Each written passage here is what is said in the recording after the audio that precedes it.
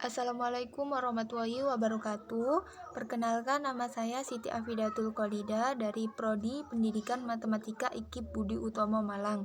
Di sini saya akan menjelaskan materi awal sampai terakhir dari geometri Euclides. Yang pertama, undefined term atau istilah yang tidak terdefinisi. Contohnya titik, garis, dan bidang.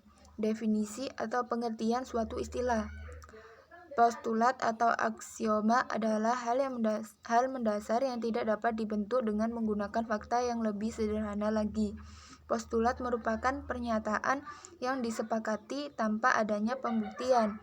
Teorema adalah generalisasi yang dapat dibuktikan kebenarannya. Titik, garis, dan bidang. Titik merupakan posisi atau letak. Titik tidak mempunyai panjang, lebar, dan tinggi.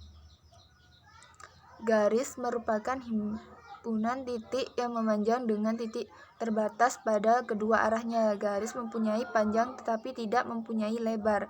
Bidang merupakan himpunan titik yang membentuk permukaan datar yang tidak mempunyai tinggi dan diperluas dengan tidak terbatas dengan ke segala arah. Pengertian ruang garis adalah bagian dari garis yang terdiri dari dua titik ujung dan himpunan semua titik di antara kedua titik ujungnya. Sinar garis adalah bagian dari garis dengan satu titik ujung dan himpunan semua titik yang terletak pada pihak yang sama dengan titik ujung. Sinar berlawanan adalah sinar yang titik ujung yang sama dan keduanya membentuk garis. Sudut adalah gabungan dua sinar dengan titik ujung yang sama. Berikut contoh gambarnya. Macam-macam sudut.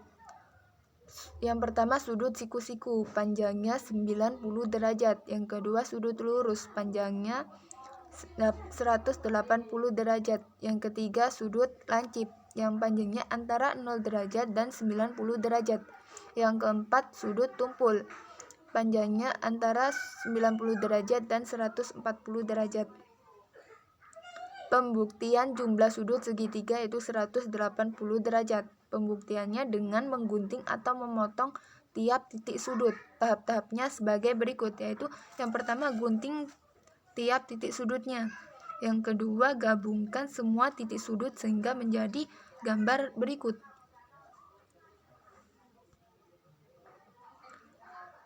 Materi berikutnya yaitu tentang kesejajaran garis.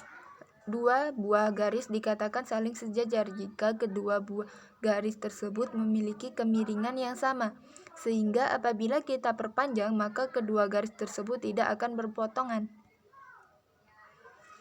Materi berikutnya yaitu tentang poligon. Poligon adalah sebuah bentuk tertutup pada suatu bidang dengan permukaan datar yang dibatasi dengan garis-garis lurus. Jenis-jenis poligon. Yang pertama, poligon sama sisi, yaitu sisi-sisi bangunnya memiliki panjang yang sama atau kongruen. Yang kedua, poligon sama sudut, merupakan jenis poligon yang memiliki besaran sudut yang sama, tetapi panjang bangunnya tidak sama. Yang ketiga, poligon beraturan adalah bentuk poligon yang memiliki sisi yang sama, begitu pula dengan sudutnya. Materi berikutnya yaitu tentang kekongruenan. Bangun datar atau objek lainnya disebut atau saling kongruen jika keduanya memiliki bentuk dan ukuran yang sama, atau salah satunya memiliki bentuk dan ukuran yang sama dari cerminan dari yang lain. Contohnya adalah dua sudut di bawah ini. Nah, kita dapat melihat bahwa sudut CAB kongruen dengan sudut RPG sehingga dapat kita rumuskan menjadi sudut CAB kongruen dengan sudut RPG. Nah, materi berikutnya tentang kesebangunan. Kesebangunan adalah ketika dua bangun datar memiliki sudut atau bentuk yang sama. Ukuran dua bangun tersebut tidak mesti sama. Contohnya pada gambar berikut. Perbedaan kekongruenan dan kesebangunan. Yang pertama, sudut yang jika dikatakan kongruen, yaitu sudut yang bersesuaian harus sama. Yang kedua, sisi yang bersesuaian harus sama. Simbol kongruennya seperti itu. Dan yang keempat, kongruen sudah pasti sebangun. Nah, jika dikatakan kesebangunan, yaitu yang pertama, sudut yang bersesuaian harus sama. Yang kedua, perbandingan sisi bersesuaian harus sama. Yang ketiga, simbol sebangunnya seperti itu. Yang keempat, sebangun belum tentu kongruen. Materi berikutnya tentang segi empat. Segi empat itu apa sih? Segi empat adalah poligon yang mempunyai 4 sisi. Yang kedua, jajar genjang. Jajar genjang adalah segi empat dengan sisi-sisi yang berhadapan sejajar. Rumus keliling jajar genjang yaitu 2 kali A tambah B. Rumus luas jajar genjang yaitu alas kali tinggi. Nah, berikutnya tentang persegi panjang. Persegi panjang adalah jajar genjang dengan satu sudut siku-siku. Keliling persegi panjang yaitu 2 kali pi tambah L. Lebar, panjang kali lebarnya. 2 kali panjang kali lebar. Rumus luas persegi panjang yaitu panjang kali lebar. Belah ketupat. Belah ketupat adalah jajar genjang dengan sisi yang berdekatan kongruen. Rumus dari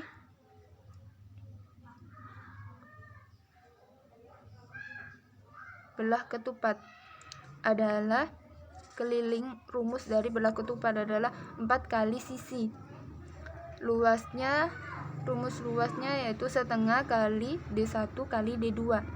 Sekarang trapesium. Trapesium adalah segi 4 yang mempunyai satu dan hanya satu pasang sisi yang sejajar. Rumus dari keliling trapesium yaitu panjang sisi A tambah B tambah C tambah D. Rumus luas trapesium yaitu setengah kali A tambah B kali tinggi atau A tambah B kali tinggi per 2. Sekarang tentang lingkaran. Lingkaran adalah tempat kedudukan titik-titik yang berjarak sama dengan satu titik tertentu. Yang dimaksud titik tertentu adalah titik pusat lingkaran, sedangkan jarak yang sama adalah jari-jari lingkaran. Rumus keliling lingkaran yaitu 2 kali pi kali R.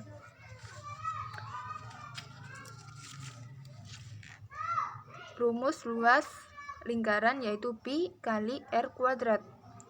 Jari-jari adalah jarak antara titik pusat dengan titik pada lingkaran. Yang dinamakan diameter adalah tali busur terpanjang yang melalui titik pusat.